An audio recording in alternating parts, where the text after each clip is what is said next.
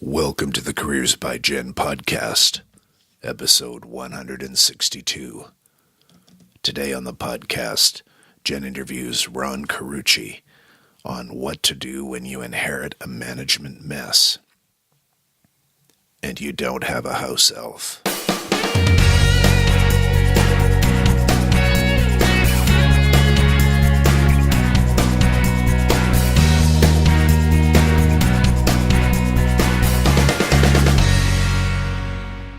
Hey there, this is Jen Swanson. Welcome to the Careers by Jen podcast, the podcast that helps you to get the job, love your work, and advance your career. It is February already, and it has been a very busy month for me. I did something like 15 presentations in a very short amount of time. It was just over a week. Now, granted, some of them were over the course of 2 days. I did 6 each day for a couple of days, but it's been quite a very busy run, and I'm kind of feeling like I'm getting that cold back again. No, I hope you're all healthy and that you've been having a productive and good time and that you've been practicing mindfulness. If you missed last week's episode, take a listen to learn how to be mindful. I've actually been mentioning mindfulness in all the workshops I've been doing, because it keeps coming up. I keep seeing it in employee assistance program material. I keep hearing about it in different spheres. And so it seems to be the hot topic right now. So if you didn't get to listen to the last episode, go back and take a look and learn how to be more mindful in everything that you do. Well, today I'm happy to be bringing you my conversation with Ron Carucci. Ron is the co-founder and managing partner of Navalent. And Ron works with CEOs and executives pursuing transformational change for their organizations, leaders, and industries. And he has a 30-year track record helping some of the world's most influential executives tackle challenges of strategy, organization, and leadership. So he's a fantastic person to have on our show today. From startups to Fortune 10s to turnarounds to new markets and strategies, overhauling leadership and culture to redesigning for growth. He's worked in more than 25 countries and on 4 continents. And he's the best-selling author of 8 books, including the most recent book called Rising to Power. He's a regular contributor of the Harvard Business Review and Forbes, and he's been featured in Fortune, CEO Magazine, Business Insider, MSNBC, and a whole lot more. He's also got a TEDx talk that is a really great talk to listen to. So I'm excited to bring you Ron Carucci, who's going to be talking to us about what to do when you inherit a management mess. Here's our conversation. Hey everyone, so here we are with Ron Carucci. Ron, welcome to the show. Hey Jen, great to be with you. Thanks for having me. I really enjoyed your TED Talk. I took a look at that, the TED Talk on power, and it got my mind spinning, and it was spinning right off topic because you inspired me on other subjects. But before we get into that, I want to ask you to just tell us a little bit about your journey to how you got to where you are today and what you're doing today. Yeah. So, gosh, I probably for the last 3 decades or so, I've spent my days in some form or other traipsing through the halls of organizations, trying to kick up dust and not stir up too much trouble while making some positive change happen, whether that be strategic or organizational or some type of leadership behavior. And for the earliest years of my career, I spent my time doing that inside organizations. But I learned a few times the hard way that ancient wisdom that said you can't be a prophet in your own land has some truth to it. And I finally realized midway through my career that if I was going to have to get to live out my passion for organizations, it was probably going to be by not being part of one. So I transitioned to becoming an external consultant and found that the same things that got me in trouble inside companies got me paid well outside them. And so I thought, gosh, this makes a lot of sense. So then I began my career external consultant, and about 13 years ago, left a large consulting firm in New York City with some friends of mine to set out on our own to start Navalent.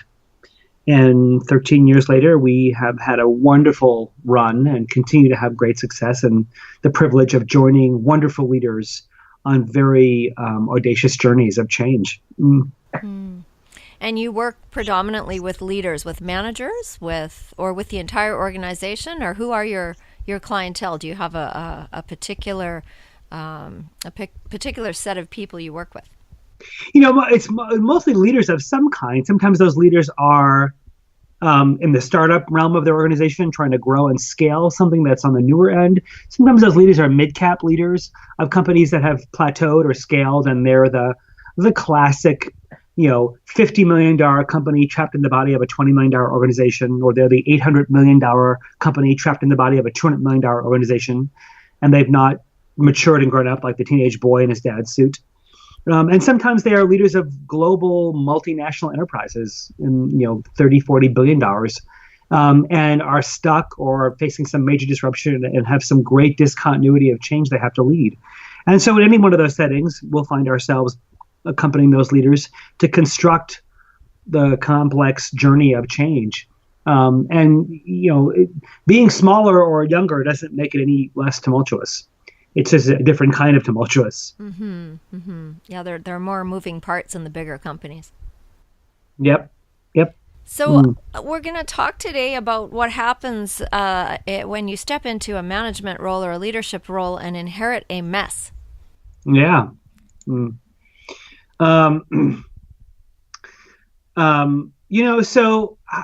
Gosh, how often do you hear the story about leaders getting someplace and the weeks or days or hours or minutes into some new assignment? What did I get myself into? Exactly. And so, or no one told me, or they didn't warn me, or gosh, this is harder than I thought. But some unforeseen mess, or they were told it was a turnaround. They were told that they were inheriting someone else's disaster, and so they intellectualize that, okay, I can do that, or I've done something like that before. And then they realize, as they get into their surgical procedure, that it's a lot more complicated than they thought.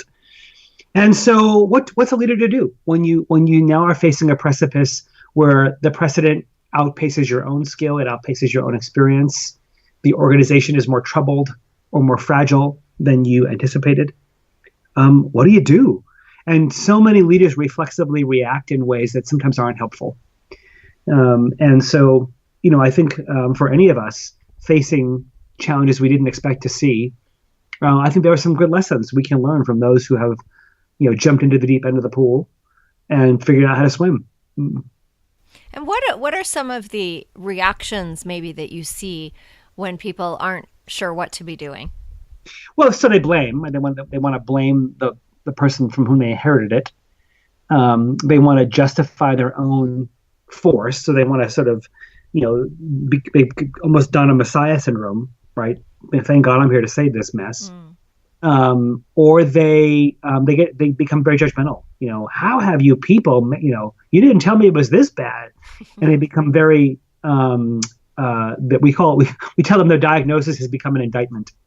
And then the halo effect, typically the halo becomes a noose, because suddenly we're so great to have you here becomes we can't wait till you leave, because you just become such a toxic force. Or the other way leaders go, Jen, is that they freeze. They become so paralyzed by the overwhelming nature of what's in front of them, and they can't stop the hemorrhaging. The business is losing cash, or customers are defecting, or employees are defecting, or the trouble was not stabilized, much as they might have thought. So they thought they may have be coming into something that was corrective in nature, but they didn't realize that they first had to stabilize it before they could begin to correct it. And stabilizing is a very different kind of work than correcting, much less growing. And recognizing that you have to plan for three different parts of a journey. How do you stabilize something? How do you correct it and get it set up to grow? And then how do you grow it? And those are different parts of our brain. They're different parts of our emotions. And many leaders aren't prepared for those kinds of pivots in a journey like that. They just come in, they just start reacting and tossing chairs around and kicking up dust and getting things to happen. And And suddenly they realize they've been there 6, 8, 10 months and not much has changed. One of the things I've noticed in the institutions that I've worked in, one in healthcare for a couple of decades and one in the college system, is that a lot of the leaders haven't taken formal leadership training. They've worked their way up and they've inherited, they're the next promotion. And so they don't always come in as equipped as they could be for this kind of work. Yep. Well, it's interesting that you say that, Jenna. It's always mind-boggling to me how ill-prepared leaders are for leading, regardless of how much coaching or training or reading they've done. You can't learn leadership by reading about it or talking about it in a workshop as much as you can by doing it. Mm-hmm. You have to learn leadership by leading, mm-hmm. And influencing and finding your voice and knowing how you impact others. And some of the hardest things it takes to do as a human being. It's nothing intellectual about it. And, the workshops people do are nice, or we hire coaches and they come in and tell you how to comb your hair differently, or sit up straight in the meeting, or put on your executive presence and declare your voice more thoughtfully and blah blah blah. Mm-hmm. And then real life happens. And so it's there's a reason books like No More Leadership BS or The End of Leadership by Barbara Kellerman are out. It's because the leadership industry, for all of its billions of dollars of revenue, hasn't produced many great leaders. And I say that as an author of leadership books, right. A reluctant one, that there's only so much contribution you can make and only so much learning you can do about leadership when you're not doing it. Yeah, I remember. I mean, I've got a master's degree in leadership, right? And I remember being in a situation. This is in the church setting that I work in. Being in a situation where there was a conflict, and somebody was really upset about the policy that had been set by the board, and I remember thinking, they didn't teach me this in leadership school. Yeah. Phoning some other more experienced colleagues and saying, what do I do, was the best way for me to get some mentorship in the situation. Well, and Jen, I'll tell you, churches are one of the most notoriously difficult places to talk about leadership. You're telling me. Oh, my heavens. I've done a number of nonprofit and consulting in ecclesial settings, and I've mentored young church planters. I taught at seminary for 5 years. So it is a whole different kettle of fish. Yep. And they just have they're well-intended. If you assume beneficial intent, they're values-driven. They have a faith they want to express. So there's good things in people's minds and hearts, but my goodness, do they just struggle to understand what it means to lead? Mm-hmm. And it's sometimes very painful to watch. Yep. I'm wondering what advice you might give to people who are, before they ever get into a situation like this. If someone's contemplating moving to a management position or is looking forward to a promotion, what kinds of things would you say to help them get ready? Well, gosh, learn to read context. Build your contextual intelligence, build your curiosity, build your muscle to collect data and learn. Know that the situation you'll be entering has as much to shape in you as you will have to shape in it. You will have to become the leader the situation needs. If you assume that you're there just to be an agent of change, to inflict, improvement on something, you'll be short-lived. So just build your ability to be adaptable and to learn and to read patterns and to understand the history, recognizing you're not the story doesn't start with you. The story started long before you got there, and you have to understand the story before you got there to be able to influence the chapter that comes after you. Yeah, I've seen that. I've seen people step in with their own agendas, and it just crashes and burns. It's a disaster. And you pray that it fails fast, because the longer those kind of stories go on, the more damage is done. So yeah, you can't have an agenda. You may have, and you also don't have you think you have this mythical mandate, right? We call this the myth of the mandate in our book, and it's a dangerous assumption. But what's interesting, Jen? We do it to people when we hire them. I've watched churches hire pastors. Oh my gosh, look at this great worship team you built. We need that. Or wow, you've added 3 services. We need that. Or they say to leaders, look at the supply chain you built. We need that. And in saying things like that, we are dangerously sending a very destructive message. What we're saying is, you have a formula. And we'd like you to apply that formula here because we think it'll work. So you've now decided, I don't need to read context. I have a mandate. And so mindlessly, you come in and start reaching back to your past and whipping together the recipe for whatever you believed produced the success in the past, and believe, with not much to go on, that you can replicate it. And that, in fact, you're expected. And that you're expected to replicate it with different people, different context, different culture, different strategy, different needs, different everything. And especially if you've done it several times, right? If you've been to several organizations or several departments or several churches, and you seem to have this track record of magic behind you, why wouldn't it work, right? And so leaders, as they gain success in their life, have far less proclivity to question the wisdom from their success. They just assume it's going to repeat itself. And of course, to your point before, that's just a disaster.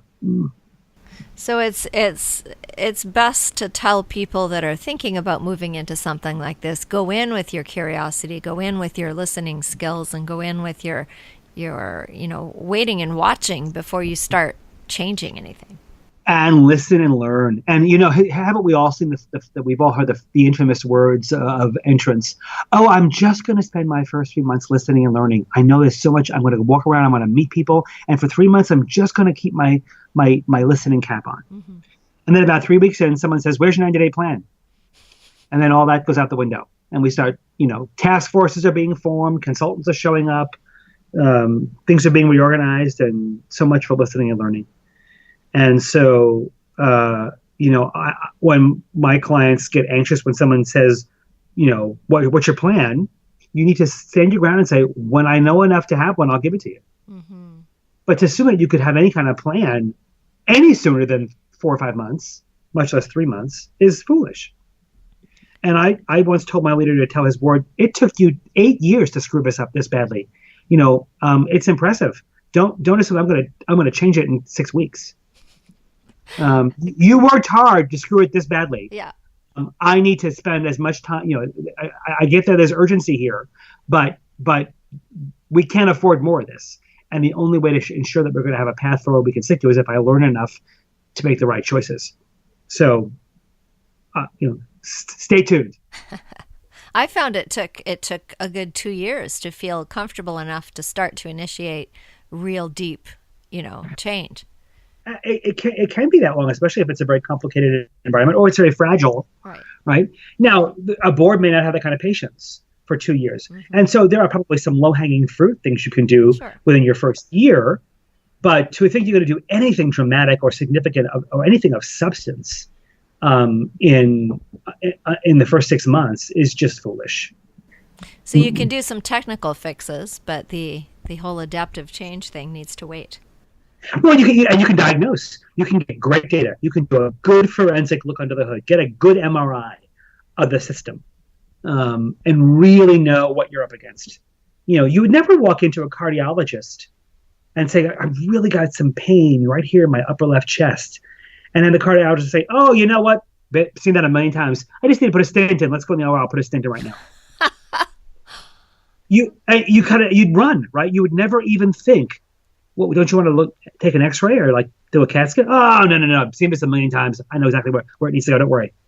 You would cringe and sweat and run.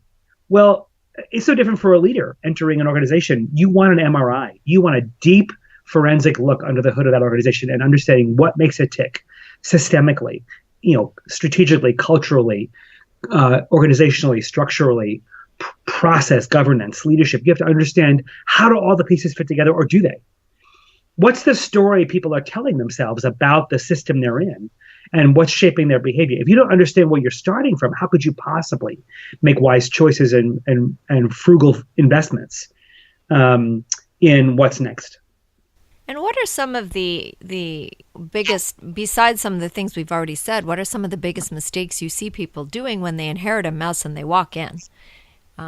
Aside from not listening, so they get. They don't manage their own triggers, right? So their own fear of failure is going to get triggered. Their own exposure, their own sense of vulnerability, their own sense of, going native, right? So they start colluding with the environment and becoming a victim of it the way other people are. They don't manage all of their own triggers and recognizing that they're just, discouragement, buyer's remorse, fear, resentment, feeling like you were lied to or betrayed. You're going to have a host of emotions that are going to surface within you as you wade into the swamp. You need to be ready for that. You need to be prepared, have a coach, have a therapist, have somebody who can help process all those triggers, because those are not just revealing your own response to the change. It could be some PTSD from past bad changes. It could be revealing some skill deficits or some knowledge gaps that you have to fill. But that's a very important material to pay attention to, but not reflexively act upon, because you can do more damage. Mm-hmm. I like the idea of having a coach or a mentor or a therapist or somebody that can walk with you in confidentiality and help you to develop that self-awareness, because ego and beating yourself up and how come this isn't working, I'm not I'm a smart, talented, skilled person, why can't I do this anymore? Might be coming up. And people have all kinds of ways to respond to their own self-doubt or self-contempt. They overcompensate by, working harder, working more aggressively, being more impulsive, or they freeze and they become mired in data and mired in analysis and mired in people-pleasing. Whenever I work with very senior executives in large companies, as I begin my work with them, I ask them, give me the name of your therapist, give me the name of your nutritionist, and give me the name of your trainer. Because we're a team of 4, and we're gonna keep your confidence and not share inappropriate things, but we need to coordinate. I need to know your body, your mind, and your heart are well taken care of here, and you ought to want that. So either tell me what your gym routine is, or let me talk to your trainer. Show me what your diet is, or give me your nutritionist. And if you haven't got those people in your life, get them here, or here's some cards to call.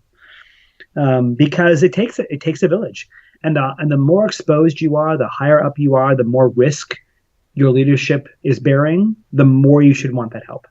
That's a much more holistic approach than in days past. Oh my gosh, yes. And it's both more commonplace that leaders would be open to that kind of help, and it's also not uncommon for leaders to assume they don't need any help at all. And those are the ones that can be, either I'll typically pass on helping, or you have to help them understand that help is a great thing. It's not a sign of weakness. It's not an expression of a deficiency in you. Help is a great thing. Yeah, because we go there so fast, the deficiency in ourselves kind of thing. It's terrible. I hired a coach for me about 2 years ago, very late in my career, but for a number of reasons, and thrilled to have done it. And now 2 years later, I'm thinking, why did I wait so long? I had this newfound love affair with help. Like, I just can't get enough. Who wants to help? I'll take it. Mm-hmm. Mm-hmm. Yeah, I have a spiritual director I meet with once a month, which is very similar to coaching, and yep. And I do coaching for people, so it's that person to walk with you. Oh, sure, absolutely, yep. And it seems to be something that I'm glad to hear that it's becoming more prevalent and more encouraged. Yeah. Yeah. So I'm wondering about when somebody gets in there and they've figured out that they need to put this team in place around them, and they need to step back maybe a little bit and start again. How does that work? Well, it takes humility, but better to realize that early and than too late, right? Especially if they've started down a pathway and then get a diagnosis and realize they misinterpreted what they were seeing.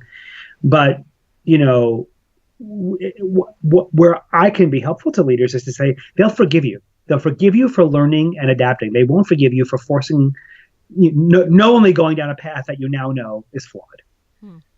So stop, take a breath, own what you've learned, and adapt to it. People can hear that. Leaders fear looking foolish or having people second guess them even more.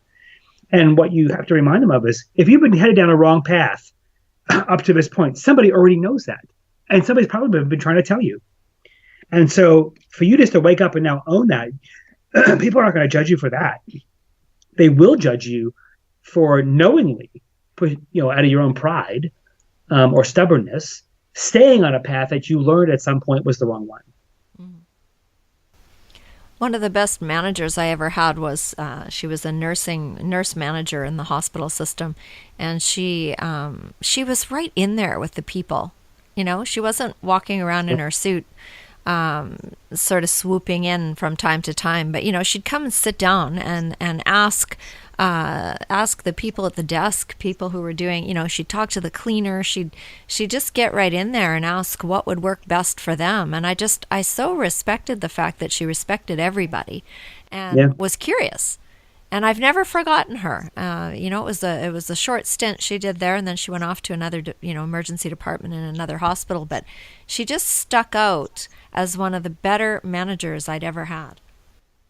Well, and those are the kinds of people you want to emulate, right? The basic example for you, and they're the ones that spread great things in organizations because people do want to. They're the ones everybody wants to work for and be around, and they're the ones that just through their own goodness shape the behavior of others. Yeah, she had hard decisions to make, and she had to make some tough calls, and people didn't always like it. But I think because she was human first. Yep. Good. So, what I'm just trying to think of. You go in, you help somebody. How long does this all take you usually? Is it all different every single time, or is this a year-long process, or do you work with people for just a little while? How does that work? Most of our relationships go on for multiple years. Okay. Larger leaders. I think sometimes our initial diagnosis, our initial MRI can take about 2 to 3 months, to do really good forensic work and really size up. Obviously on smaller organizations that it can go quicker because there's less data to collect and less to examine. So those can be done maybe in 8 weeks.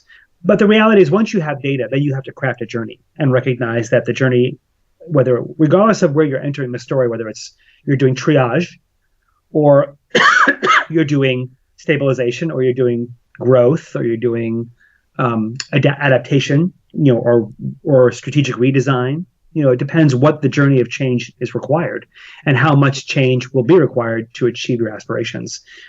So we often stay with our leaders and clients for many, many years because no sooner are they finishing one transformation journey when another one's likely being required.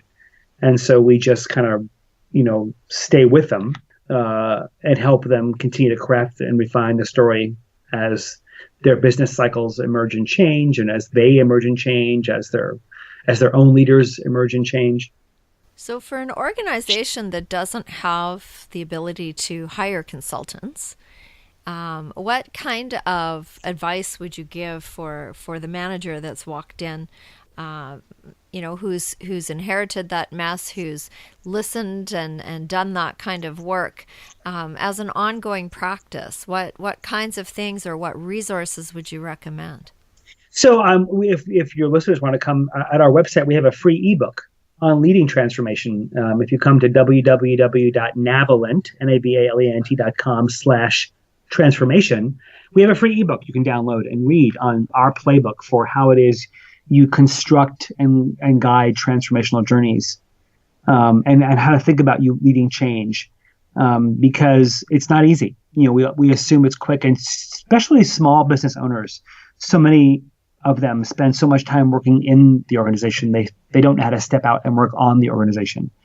And you have to learn to zoom out. You have to learn to almost have your own outer body experience and look at your business, look at your context, look at your department more holistically.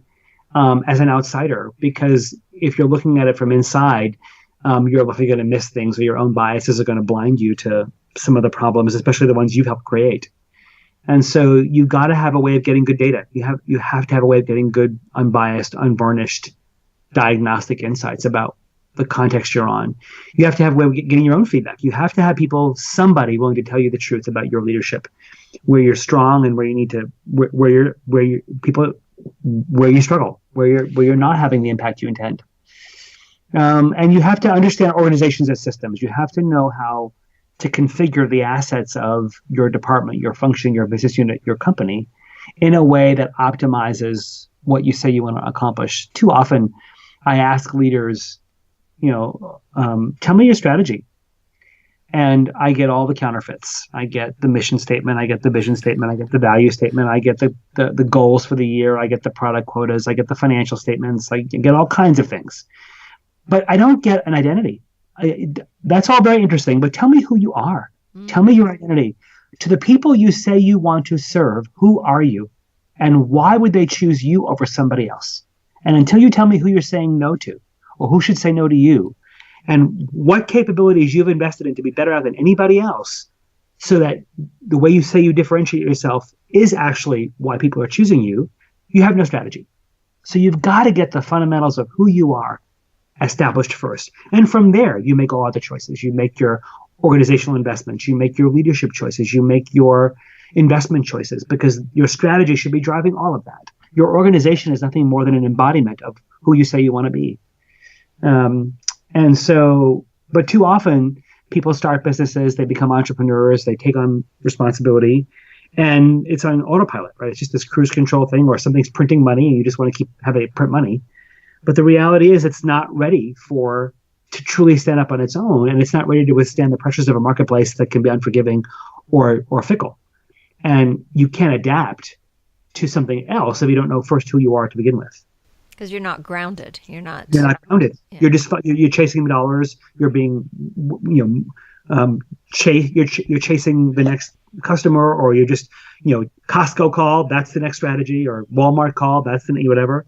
And so whatever, you're just sort of being bounced around by the whims of the marketplace, or the whims of somebody. And then when you really have to be grounded, it's a great word, Jen, and know who you are, and you don't, that's when the trouble gets really exposed. That's good advice for anyone who's doing any kind of leadership, I think. Yeah. Wow. So any last piece of wisdom? You've given us so much to think about here. My mind is spinning. I